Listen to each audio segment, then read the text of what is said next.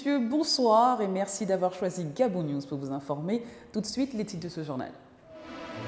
La journée mondiale de la presse célébrée chaque 3 avril, une occasion donnée à la presse gabonaise de se réunir et faire un bilan sur ce thème placé sous l'égalité des genres et la sécurité des médias. Les journalistes gabonais se sont retrouvés lors d'une conférence à l'auditorium de la maison Georges Rawiri. À l'occasion de la journée mondiale de la presse, certains spécialistes de la communication au Gabon ont saisi l'instant privilégié pour jeter un regard critique sur les contenus médiatiques qui ornent nos kiosques à journaux et bien d'autres médias de la place, médias qui, à ce qu'il semble, ne respecteraient pas le plus souvent les règles d'éthique. Voyons tout cela avec Edgar Kaba et Marvin Biril.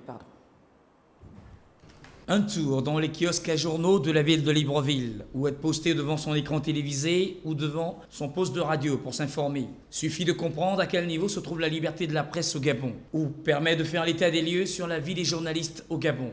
La journée mondiale de la presse est devenue, pour nous communicateurs, la véritable tribune pour faire passer nos revendications auprès des décideurs.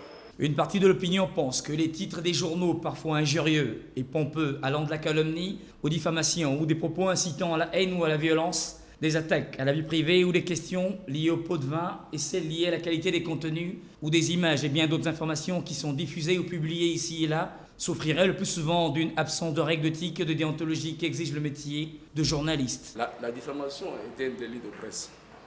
Et lorsque on est responsable d'un tel délit, lorsqu'on a commis un tel délit, le seul recours, c'est les tribunaux de droit commun. Et c'est au plaignant à prouver qu'il a été diffamé. Et au juge de juger, si je peux me répéter ainsi. Comment se fait-il que tous les 12 membres du Conseil national de la communication, c'est-à-dire l'Assemblée nationale des journalistes, tous ces 12 membres sont désignés par les institutions du parti et à tête chercheuse. À l'auditorium de la maison Georges Rawiri, les professionnels de la communication ont, à l'occasion de la journée mondiale de la liberté de la presse, demandé aux décideurs de revoir le mode de désignation des conseillers membres du Conseil national de la communication, instance de régulation des médias au Gabon, et de laisser les communicateurs juger les communicateurs. La journée mondiale de la presse est aussi l'opportunité pour les journalistes gabonais de se retrouver ensemble pour scruter l'avenir et les avancées dans ce secteur placé sous le thème de l'égalité des genres et la sécurité des médias à l'ère numérique. Entre autres, les assises de cette cérémonie se sont déroulées à la maison Georges Rawiri, Kenyangori, Marvin Biril. Laisser le journalisme prospérer vers une meilleure couverture de l'information, l'égalité de genre et la sécurité des médias à l'ère du numérique. Voici les thèmes abordés pendant la célébration de la journée mondiale de la presse au Gabon. Des points qui démontrent bien la volonté des hommes de médias à vouloir pallier aux maux qui minent ce secteur. La journée mondiale de la presse est devenue, pour nous communicateurs, la véritable tribune pour faire passer nos revendications auprès des décideurs. Alors, nous profitons de cette tribune internationale pour interpeller les gouvernants chaque fois que nous célébrons cette fête, parce que nous sommes soutenus en cela par la communauté internationale, notamment l'UNESCO. Cette année, on parle de laisser le journalisme prospérer. Ça veut dire qu'on voudrait inviter les gouvernants à casser tous les blocages qui empêchent l'émergence d'un journalisme épanouissant. Dans notre pays et même ailleurs, la liberté de la presse constitue encore un embarras pour les journalistes. Une situation qui met en mal la cohésion au sein de cette corporation. La journée mondiale de la liberté de la presse est un tremplin pour les communicateurs. Il faut appeler également les communicateurs à la prise de conscience. Nous sommes trop dispersés. C'est des occasions pour nous de nous retrouver, de débattre les problèmes de la corporation, puisque nous ne réussissons pas à fédérer les énergies. Peut-être à travers les journées mondiales de la liberté de la presse, à force de se retrouver, le déclic peut un jour subvenir. La dite journée vient donner une chance nouvelle aux communicateurs et aux journalistes particulièrement de se retrouver et de lutter ensemble pour l'excellence au sein de cette corporation.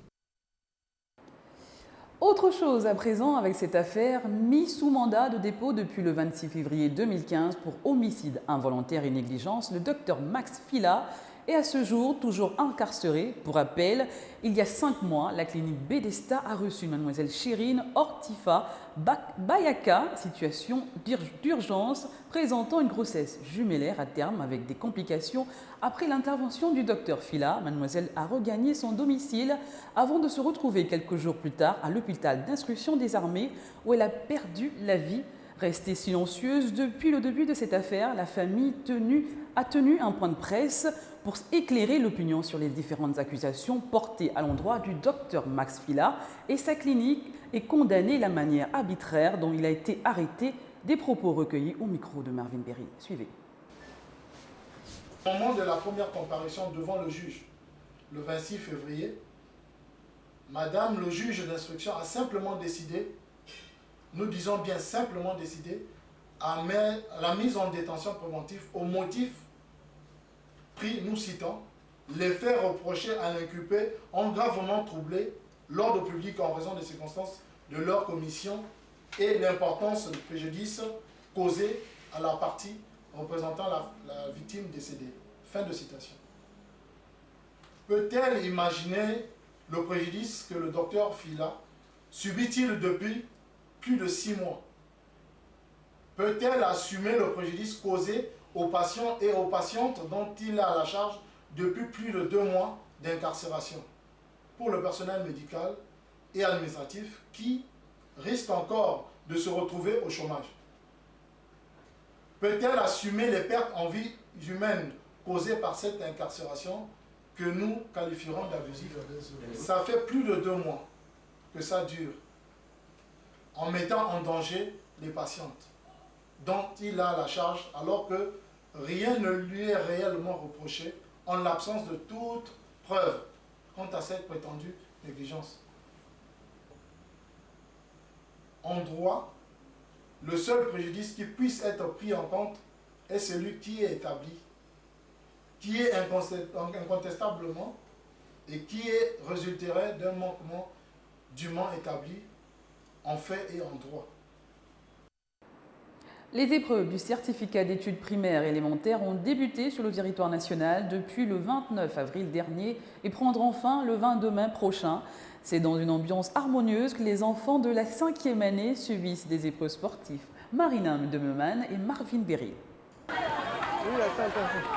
Un mois après la reprise des cours dans le secteur de l'éducation nationale au lendemain de la grève qui a paralysé ce secteur, les élèves de la 5e année ont débuté les épreuves du certificat d'études primaires élémentaires le 29 avril dernier. C'est dans un climat harmonieux que les enseignants font vivre aux enfants les différents ateliers sportifs.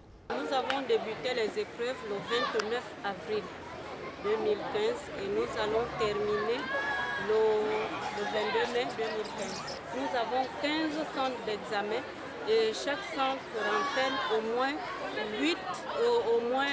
6 à 8 établissements. Nous travaillons par atelier. Nous avons 3 ateliers. L'atelier course de vitesse qui est de 60 mètres, l'atelier lancer de poids nous avons 3 sets de lancer et l'atelier saut en hauteur ou longueur.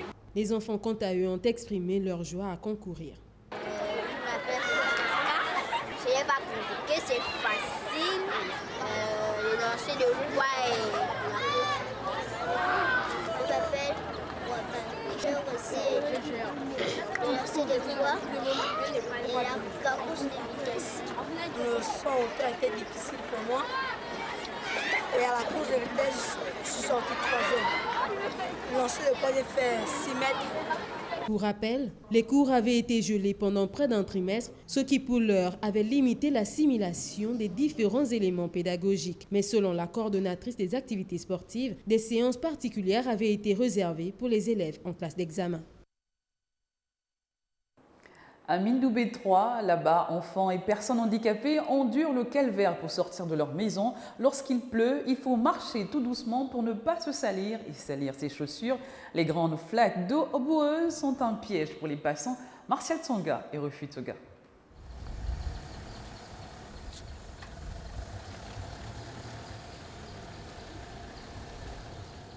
Du Dur, mais c'est ainsi. Il faut marcher et faire attention pour ne pas tomber dans des flaques d'eau. Même les enfants n'y échappent pas. Les personnes handicapées, surtout. Mon état, je n'arrive même pas. Je marche lentement pour arriver même à la route. C'est difficile pour que je quitte même de la maison. Moi, je n'habite pas là devant. Je suis au fond là-bas. Donc, je quitte de là-bas pour venir ici. C'est tout un problème. Donc, je veux que l'État gabonais pense à nous pour nous arranger la route parce que quand il n'y a pas la pluie, c'est bien, mais c'est difficile parce que moi, je ne marche pas comme les autres. Je prends tout le temps pour arriver à la grande route pour prendre le parcours. Lentement mais sûrement, elle finit par y arriver malgré elle. Il n'y a pas la route, il y a l'eau, il y a les boues, il y a les problèmes de route. Si on veut que l'État gabonais pense à nous, qu'ils viennent nous faire la route, c'est tout ce qu'on veut de l'État gabonais. Il y a des cotisations comme ça ne peut pas arriver. Nous, on fait, il n'y a rien. Nous-mêmes, on arrange, il n'y a rien. Il faut que l'État gabonais vienne à nos secours, c'est tout ce qu'on veut. Les habitants de Mindoubé 2, un quartier de Libreville, espèrent que cette voie soit modernisée pour le bien-être de ceux qui y habitent et ceux qui sont de passage.